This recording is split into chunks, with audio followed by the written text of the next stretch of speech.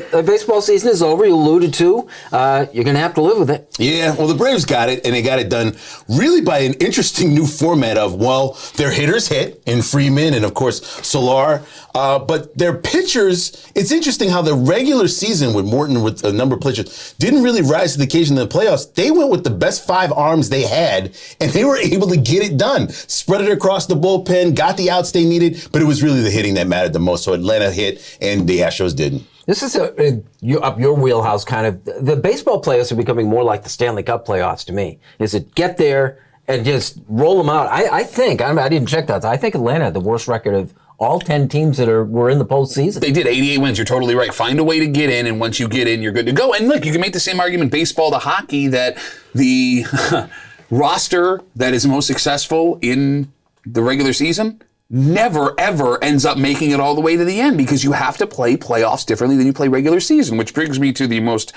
potent point. This is proof with an 88 win team succeeding over the Dodgers, right? And everybody else. Regular season's too long. The regular season's too long. You went this whole regular season, you had 2 teams that were unbelievably good coming out of the National League, and the 88-win Braves won it all. It's too many games. Is that a bad thing? You praise it when it happens in hockey, and I just think, it's just a cluster when it's hockey.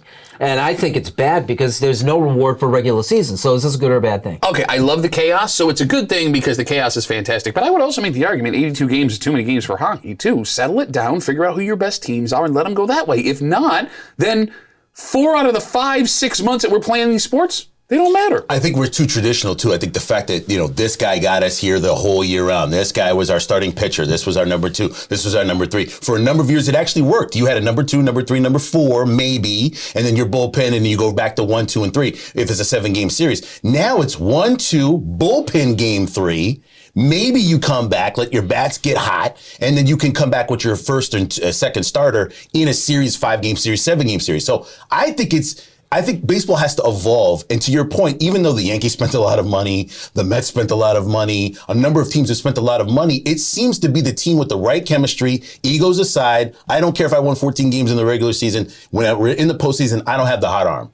And you're never out of it until you're out of it. I mean, the trade deadline, these guys decided, they were in the division. The Mets were leading, about 5 games at the break. Atlanta was under 500, and they decided, we're still going to try. And nobody knows, other than Will Smith, their closer, any of their starters.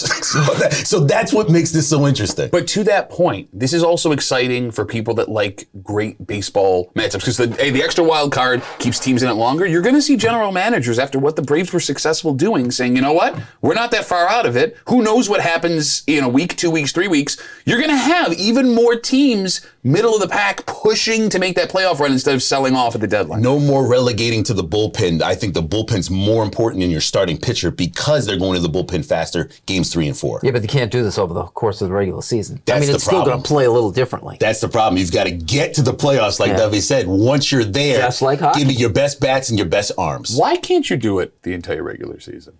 Why? I mean, you could do it to see what happens. Maybe you crash and burn, but then you get a movie made about you like the A's did. They didn't win nothing. They got Moneyball.